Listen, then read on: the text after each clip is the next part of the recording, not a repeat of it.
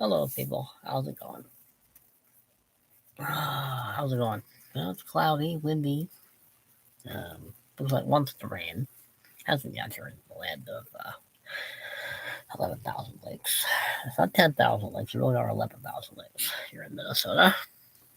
I know I haven't done one of these in about a month or so. About talking about when I've been working on my writing projects and stuff. Just been kind of preoccupied with other things. Stay over here. But anyway, I figured I should do one. I just got done doing one on D-Day, so I was going to do something a little less serious. I did an entry in my journal of an SWA Sigler to the Letters to the Messiah, letter number 7. Now, you can read that if you want. Dear self, a journal into the wandering life and other thoughts through letters. That's basically my journal, which I don't really do a whole lot of. I'm really not big on really talking about myself that much. It's sort of a journal, but I don't let that go. I don't mind writing it because I do it in the sort of ways like I'm writing to myself and talking to myself. So basically, it's a conversation between two me's having a conversation about my life. I try to make it entertaining. I don't take it, it's not, it's. If you ever read Peter Ustinof's "Dear Me" autobiography, that's how I wrote it. It is what it is. But that isn't those first two things are only important to me personally. But if you want to read those things, go ahead. Waste your time. I did finish finally The Trail in the Woods from the Tales of Noswell, Minnesota. As you all know, Noswell, Minnesota is a town, city, place I invented somewhere in Minnesota, here in Minnesota. Its boundaries are a little vague. It's somewhere between the Twilight Zone, Night Gallery, Outer Limits. Night Gallery, Twilight Zone, Outer Limits. I'm missing one. Well, it'll come to me. But it's basically don't be in the woods. The woods don't like it. They don't like it at all. Particularly the evergreens. They're a vindictive bunch of trees. But yeah, it's exactly what I just said. This guy is a supernatural story. It is a supernatural tale. Yes, it is about a bunch of. I have a hard time explaining because I'm not sure I actually like it because I don't think it really became a story I wanted it to become. It just some stories fight me. This one fought me. This one seemed to want to be something else because it originally started out as a different story. It was always going to be a tale from Noswell, but it literally is about the vindictive forest, mostly evergreen trees. I don't know if it's good, but please read it. Let me know. Next one, I did finish the other Noswell story I was writing, Jenny and Grace. Let's just say it's sort of a look back on my past story called Scarecrow. This one is sort of about. No, this story, the one I just got talking about, I almost got to the point where I just didn't care anymore, if that's possible. I sort of lost interest in it, but I wanted to finish it. One of them is sort of a recap of the past events. The other one's about a forest, about trees, basically, with a vindictive nature that if you pee on us, we're going to get even. The Scarecrow, this story, the Jenny and Grace story, is sort of a part 2 of Scarecrow's story. It's a horror story. It's a ghost story. It's about other things. I think what the problem is for my 2 Noswell stories. I think I'm getting tired of Noswell, Minnesota. If I could nuke my own town, this city I created, this town that I created, I think I would. But some people like my Noswell stories. Some people like my bizarre, weird, warped, twisted Twilight Zone, Night Gallery, paranormal, weird Noswell tales from Noswell. I've written enough of the silly things. They're kind of fun. Well, at least they used to be kind of fun. I think that's part of the problem. Is the last 2 I wrote, I had ideas for it, and it just didn't work. Now, I like Jenny and Grace. I like that story. I just don't think it works as well as I think it does. Because Natalie says it feels rushed to her. And she is probably that one person that I can count on to tell me, David, this is good, or David, this is crap. And she knows it. Which is why I trust her opinion. But you might like them. If you like scary stories or ghost stories or horror stories or supernatural stories or weird, bizarre, vindictive tree rend stories, read this one. Please, let me know what you think. I did finish Where Did the Time Go, which was my story about just getting older. An older guy going back to his father's funeral who he never really had a close relationship anymore with. He's reminiscing about the past. He's thinking about his own life. Where did the time go? And he knows where the time went. He was busy living his own life. He has no real regrets about his life. But he's sitting on an airplane, going to his dad's funeral, not really wanting, no, not on the airplane, he's on a bus. Dummy. I don't like flying. I will put my characters on buses before I will put them in planes. Just like me. I do not like flying. I will fly the bus. But this character is sitting on the bus, thinking about the last time he did this, going to Orlando. He's going to Orlando to Minnesota. In this story, he's going to Minnesota back to Orlando, or at least Florida anyway. I think I mentioned Cocoa Beach in this story. But it's just a simple tale of a guy saying, I escaped these people. I escaped a place I was not happy in. So I really even care enough to go to this man's funeral, who really didn't care in the first place whether I left or stayed. And there's a lot of flashbacks, and he's thinking about it's a family story. I mean, I liked writing it up to a point. A lot of it is biographical, of course. Some of it isn't, but most of it's biographical. It's just a story of a guy who's just saying, I'm going to a funeral and I'm doing the dutiful thing as a son, even though I really don't want to go. That's basically the overall premise of the story. And he thinks about his past and things. And wasn't one of my, it's not a deep, deep story. I finished my 10-minute study in the Bible and church history, Genesis and its importance, Genesis 1, chapter 1 to 25, part 1, lecture 24. I was going to originally make this an incomplete study of Genesis, but it got too long, so I stopped it at the death of Abraham. So it takes care of the first 11 chapters of Genesis, and then it takes care of 12 to 25 of the life of Abraham. It deals with that. It deals with the aspects of that. I like the subject. I like theology. I like discussing these things. I like delving into these things, find out what's what, why is it, how does it relate, things like that. I didn't mind writing this. I did want to get it done because I was getting a little lazy and not really focusing on it very well.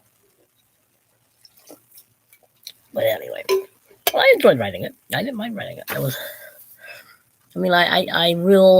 will say that I'm not sure I'm going to do a part 2 though. I know it says part 1, but if I do a part 2, I gotta somehow find a way that I don't lose my. Well, it's hard to explain because I know a lot of people aren't interested in the subject, and I think that's part of my problem. Is I know very few selected people are interested in this subject, but I'm interested in it, so I should write it. But at the same time, I would like other people to read it. I would like other people to get some enjoyment and some knowledge out of it, understand where all this came from, or what Genesis is all about. Genesis is all about and stuff. So it is there. It's on my blog site. It is posted.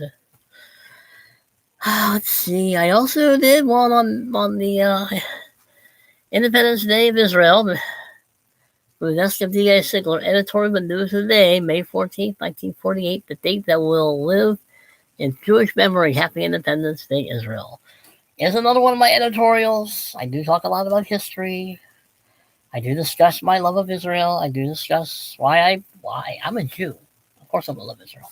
We would never guess that by the flag, of course. I was born. I was born there. I am half English on my mother's side. But yeah, sorry. I mean, if it bothers people, it bothers people. But it's something I believe in. I, I try to avoid the political stuff. I really do. I really do. As anybody who's ever watched some of my videos when I talk about politics, I do not like politics. I think politics is the problem. If you have to have politics to be a decent human being, there's a problem with you and politics because I don't need it. But anyway, I retitled my short story I was writing called "Playing the Game" because I didn't like it as that story. I'm writing a different version of playing the game. I'll get to that in a minute. I changed it to "Stealing Home." This is my story about the destructiveness of what happens when a family member gets dementia. It's not a subject I know very little about, but at least know one person who's gone through it, and I know how I want to somehow get to understand it. I mean, stealing home literally the word. The title is a metaphor. Is it's stealing the memories of home? It's stealing the memories of your loved ones. It's stealing the memories. But it's affecting both people. Affecting the person losing the memories, and affecting the people who are watching this other person just slowly disappear into this empty void, and they don't even know who you are when you look at them. It's taking a while to write this story because I don't want it to sound contrite and I don't want it to sound like every other story.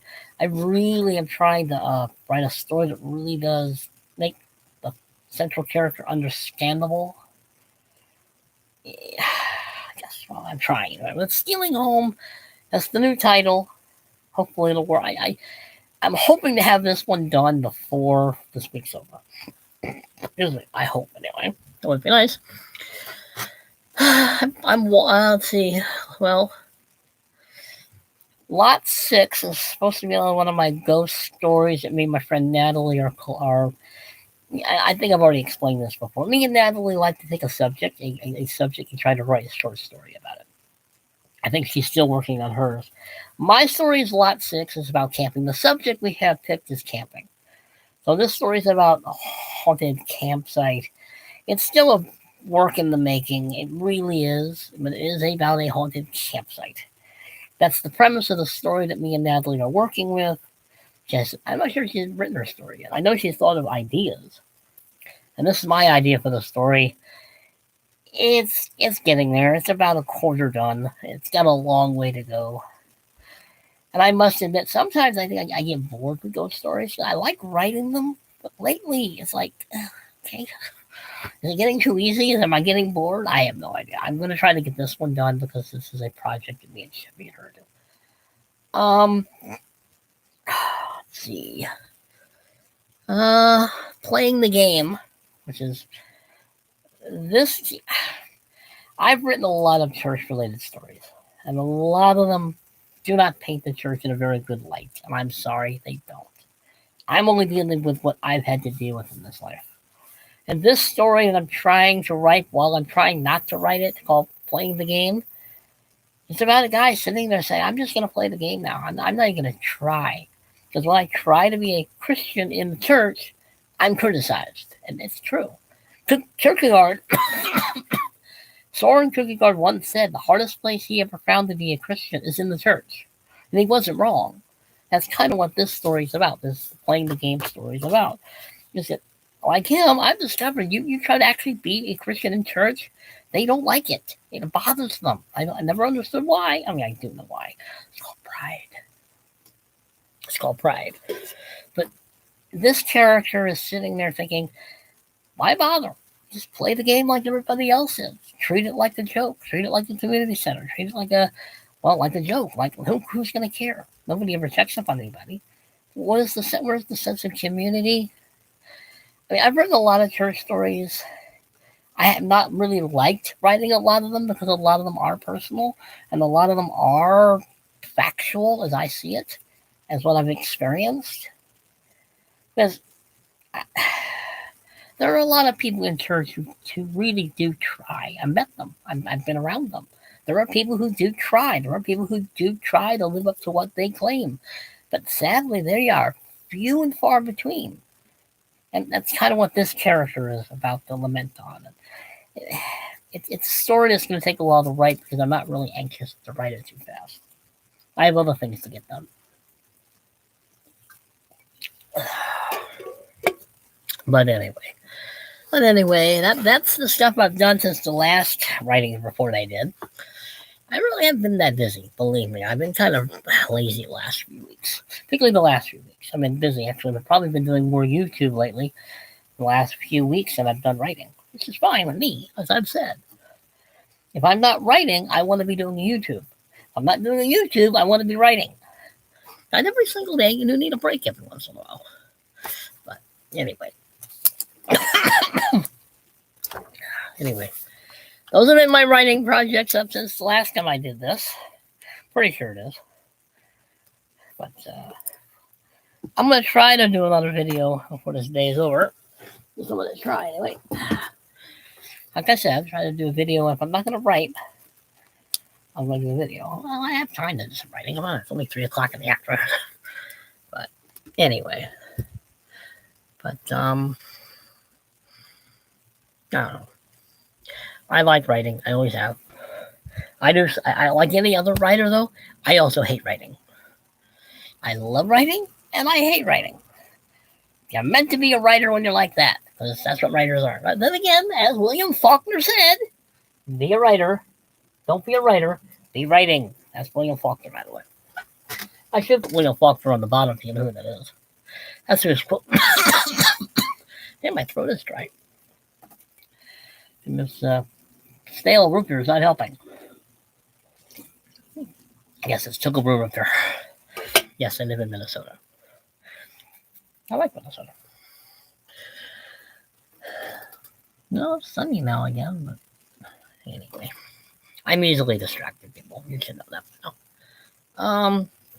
But yeah, I mean, writing, I like writing. I really do. I also really hate it. Well, I shouldn't say I hate it. The problem with writing is that you overthink things. And that's probably one of my biggest problems. A writer who overthinks, he's a mess. But anyway. Trying to think. I don't think there was anything else I worked on or even tried to work on. I don't know. I try to write these things down in my notebook so I know what I'm doing, but I'm not running anyway. Anyway, people, behave yourselves, because you know I'm not going to. Comment, like, share, subscribe. And as I said, behave, because I'm not going to. I don't know how. Writers never know how. Later.